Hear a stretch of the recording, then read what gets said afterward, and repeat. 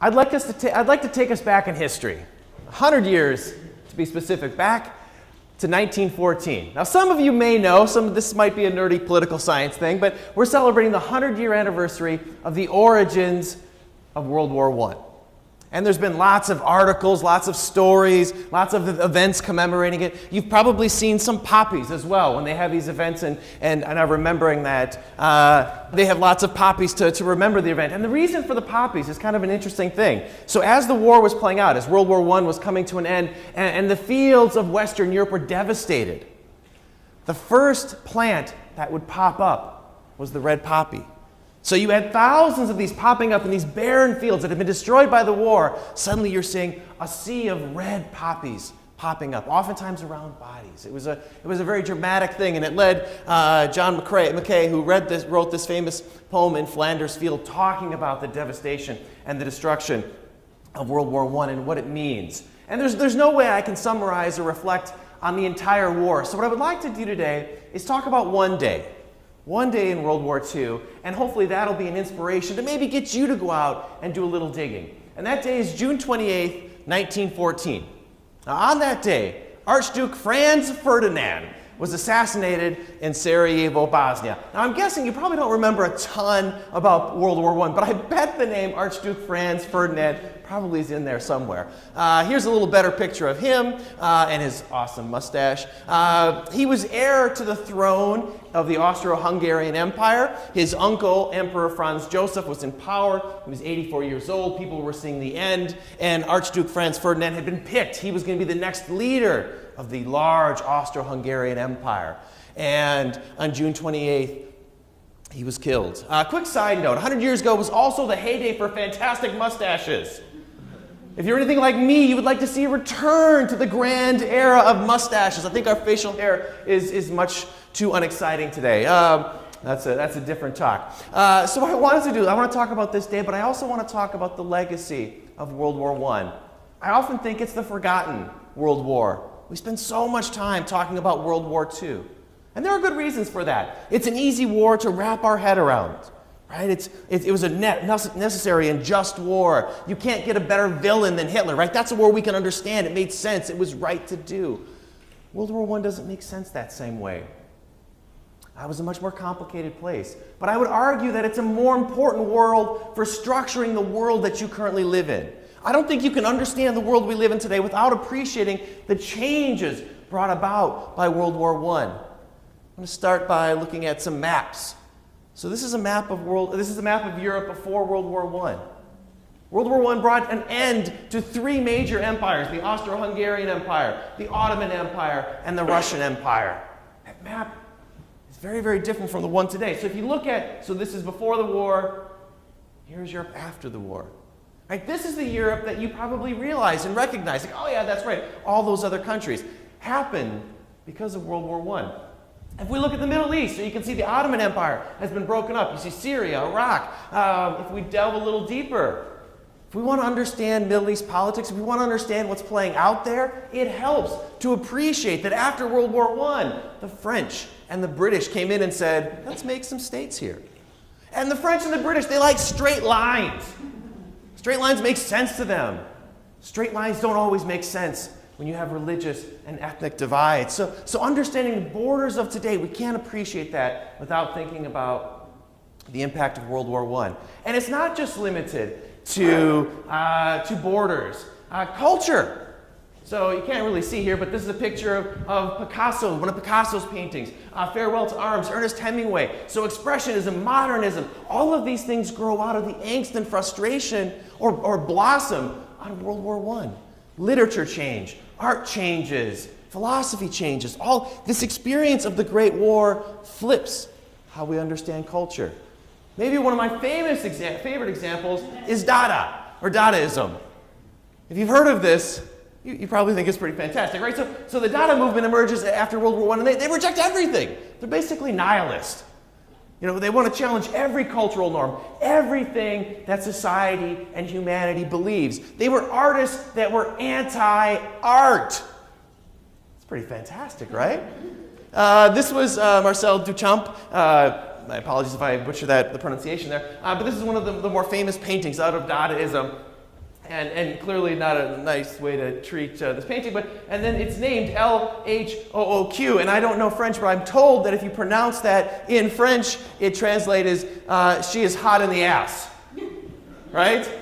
Mona Lisa doesn't need that. All right, but so we see this, so coming out of World War I, not only do borders change, do international politics change, but our conceptions of art, literature, philosophy, all of that music evolved. So it's an important time.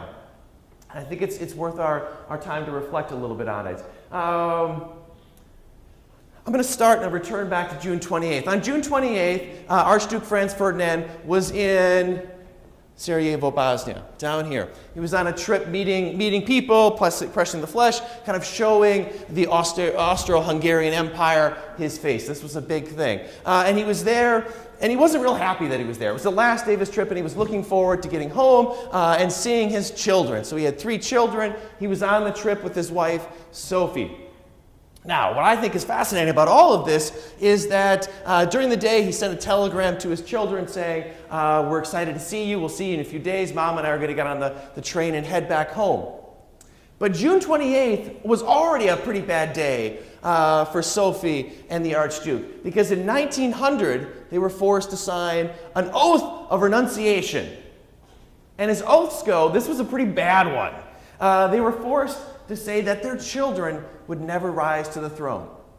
They could never be the emperor of the Austro-Hungarian Empire. Well, we ask why? Why did this happen? Well, Sophie was not from proper Habsburg royalty. In fact, she was the personal assistant, they called it lady-in-waiting, for the woman that everybody thought that the Archduke should marry. But he said, no, I shall marry out of love. Always choose love, my friend, right? All right, so the Archduke marries his true love, and they say, you know what? Your kids can never be in power. And that happened. They were forced to sign that on June 28th, 1900. So this was kind of a bad day for them to begin with. The plan for the day, June 28th, 1914, was they were going to ride in a parade. They were going to ride in a parade down the main road in Sarajevo, and then they were going to stop at City Hall for a brief talk, little meeting, and then head off to a museum tour, lunch, on the train back to Vienna. It was going to be a good day. It's important to note that the Archduke's visit, had been announced months in advance. Everybody knew he was going, and the actual parade route had also been announced, so everybody knew what was happening. Now, when this bit of news travels to Serbia, there's a young man who thinks he's going to change history and go and assassinate the Archduke Franz Ferdinand. His name was Gavrilo Princip. He was a young man, 18 years old, Serbian nationalist, who was still angry, very, very angry, that Bosnia was no longer part of Serbia, that the Austro-Hungarian Empire had taken Bosnia, had taken parts of Serbia away from Serbia, and he was determined to do something to prevent that, or to return that. So he reached out to his buddy, Nejeka Kabrinović, and they said, we'd like to carry out a plot to assassinate the Archduke. Now, these guys didn't have the means to do that, so they had to go to somebody in the Serbian military intelligence and say, hey, we'd like to do this, can you help? And they said yes. They also met with a Serbian nationalist organization called the Black Hand, who was famous for carrying out attacks. And they said, all right, we will smuggle you into Bosnia. We will give you arms. We'll give you 5 other individuals, and you can carry out this attack. We think this is worthwhile. So they're smuggled in. Here's a picture of the parade route. So this is the route that the car was supposed to go along. This is the parade. Most of the watchers are right here. City Hall was right up there. A handful of the assassins were early. Kabrinović was here, and Princip was there. Kabrinović had a fuse bomb. Princip had a rifle. And one of the 7 was supposed to get a shot off. So as the car is coming down, and you can see the car here. It was an open car. The Archduke wanted a car so that he could see the people and the people could see him, but also making him a very, very easy target. As he's moving down the main way, he goes past a couple of the first 2 assassins, but they chicken out. They don't do anything. They just let the car go by. The next person up is Kabrinović. He's got his fuse bomb. He's not going to waste this opportunity. He takes the fuse bomb and slams it against the light post to activate it, and then takes it and flings it in the direction of the car of the oncoming Archduke. But I forgot. He forgot that there's a 10-second delay, right? So the bomb hits the car, and some say actually bounced off the Archduke's face and hits the ground, rolls behind the car, and blows up in front of the next following car, injuring 12 people. Now, at this point, Kobrnovich has his cyanide, a little vial of cyanide. He takes the cyanide and he jumps into the river, hopefully, assuring his death. So he will commit this act and then die. But he forgot to check the depth of the river, 4 inches. So he's 4-inch river, and he got bad cyanide, right? Which just made him vomit but not die. So the authorities come down, pull him out of the river, rough him up pretty bad, and then take him into custody. Now, at this point, the driver of the Archduke takes off, right? They're going high speed. They're going to go high speed and make it to City Hall before anybody else can take a shot at him. And they go flying by Princeps. No chance for him to get a shot. And surprisingly, when they get to City Hall, the Archduke isn't all that upset. In sort of traditional Habsburg, way, he's like, it's no big deal. And then the conversation is, well, what do we do for the rest of the day? Do we cancel all the events? Do we go home? Can we still go to the museum? Can we still do lunch? And they said, well, you probably shouldn't do the museum. But the Archduke insisted and said, we've got to go. I want to go to the hospital. And I want to visit the 12 people that were injured in the attack earlier today. So then deliberations began. All right, how do we get there? The quickest way is to go down and take a right turn at this little block right there, which is the Schiller Emporium, right? It was some say it was a sandwich shop, and you could get food and whatnot there. Take a right there and head up onto Franz Joseph Highway. But that would require a turn. And his police escorts say, no, your best plan is to get back on the main road and go all the way down. It'll be long, but we can go fast. We can get a high speed, and if there are any remaining assassins, they'll never be able to get a shot off. That's what we do. So that was the plan. While this is taking place, our other individual, Princeps, has actually walked to the Schiller Emporium. He's sitting right there. And this is one of the great discussions or debates in history. There's a picture of the Schiller Emporium right there, is whether he got a sandwich. Right? Some say he went for a sandwich. And if you think about it, you know what's coming. You know where the story ends. If he went there to get a sandwich, that's a sandwich that changed history. Right? I love that story. Unfortunately, it's not true. He didn't get a sandwich. Or at least there's not enough historical evidence to suggest that a sandwich is what motivated him to move to that corner. He did go to the corner, but I don't think a sandwich changed history. Nevertheless, he's standing on that corner as the Archduke's car is flying down this street, going too fast to be attacked by anybody along the road there. There are 2 police cars ahead of them. When they get to this corner where they were supposed to keep going straight, the first 2 police cars make a mistake and turn right. Maybe they weren't informed of what was supposed to happen. Maybe they got confused. But those 2 cars turn right at the Schiller Emporium. The car that the Archduke is in also turns right. Somebody in the car immediately says to the driver, stop, we're not supposed to be turning here. Stop the car and turn around. The driver stops the car and tries to put it in reverse. When he does that, it takes him probably 2 or 3 seconds because it doesn't go into gear right away. And while the car is stopped, as it comes to a stop, 8 feet away just happens to be Gavrilo Princip. Amazed at his luck, that his target just stops right in front of him. He pulls out his pistol, shoots the Archduke in the neck, shoots Sophie in the abdomen, and then is grabbed by police in the area. After being shot, Sophie turns to the Archduke and says, are you all right? Are you all right? And he says, it is nothing. And then he turns to her and says, don't die on me. Live for our children. Right? This drama is fantastic. And so as they drive away, people keep asking him, are you okay? Are you okay? And he keeps saying, it is nothing. It is nothing. By 11:30, both of them are dead. And the first domino in the World War I has fallen, right? So the Archduke has been murdered. This is what begins. And we have to be careful because World War I could have begun, there are a number of ways it could have started. If this assassination doesn't happen, it doesn't mean we miss World War I, but maybe, right? That's a fun historical question. All right, so let's jump back and look at what happens here. So after the Archduke is killed, Austria is angry. And they turn to Serbia and say, you're going to pay for this. Basically, you either surrender to us now or agree to this long list of things, or we're going to war with you. At which point, Austria says, oh, wait, we better check with Germany. Germany, is this okay if we do that? And Germany says, all right, we're kind of all Germans. That's fine. We got your back. We'll give you a blank check. You do what you need to do. Well, then Serbia turns to its buddy, Russia. Says, hey, Russia, we got some problems with these Austrians and Germans. Will you get our back? Russia says, okay. And so you slowly see the pieces falling into place where suddenly you move towards World War I. Britain, early on, Britain is like, I don't know. You know, France and Germany, you guys fight all the time. We don't really know if we want to get involved. We may stay back. The one thing Great Britain says, don't you dare invade Belgium. We don't care about France, Germany, Russia. No, Belgium, don't you touch it.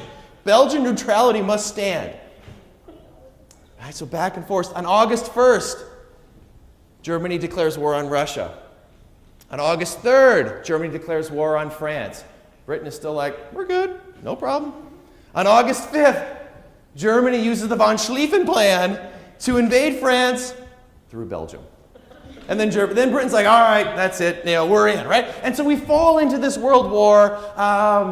4 years later, 16 million dead, 20 million casualties. Horrific numbers. And as I think about this event, and as I reflect on what happened in World War I, what strikes me is how it didn't have to happen. I think World War II had to happen. Somebody had to stop Hitler, right? You couldn't get around that. But World War I, we could have avoided that. And if you look at some of the discourse between these individuals, they're all related, right? They're all cousins. So the king of Great Britain and the Kaiser from Germany and Tsar Nicholas from Russia, they're all cousins, which is kind of crazy to think about. But Tsar Nicholas from Russia and Wilhelm, Willie, they're sending each other telegrams, signing them. Your affectionate Nicky. Your very sincere and devoted friend and cousin, Willie. Right? I mean, so these people liked each other. There was also dense networks of trade keeping these countries together. So I think there's a major lesson when we think about World War I and what happened here is that it didn't happen to happen, and what could have stopped it. As we look out at our world today, as I look out at our world, I see many guerrilla principles out there. And by that I mean that there are many little incidents that could pull the world into violence. Maybe not a world war, but something similar. I mean, think about the U.S. involvement in Syria right now. The Obama administration didn't want to touch Syria, wanted nothing to do with that. And events moved in a direction where we've been pulled in. And we don't know where that involvement is going to end up. And you can think about Latin America, you can think about Asia, you can think about Africa, the Middle East. There are many, many such events that can trip us up. Bring the world into violence, into conflict. And so on Constitution Day, when it's our responsibility to think about our government and our role in that process, I think it's useful to reflect on ways in which we can help prevent another violent event like World War I. How do we get involved? How do we engage our politicians and make sure that they don't fall prey to the same traps that led us down to World War I? So I advise everybody, go out and get a book on World War I. There are a lot of them. I got a lot. You can borrow mine if you want. And start to think more about this and use this 100th anniversary to think more about violence and global violence as well. Thank you.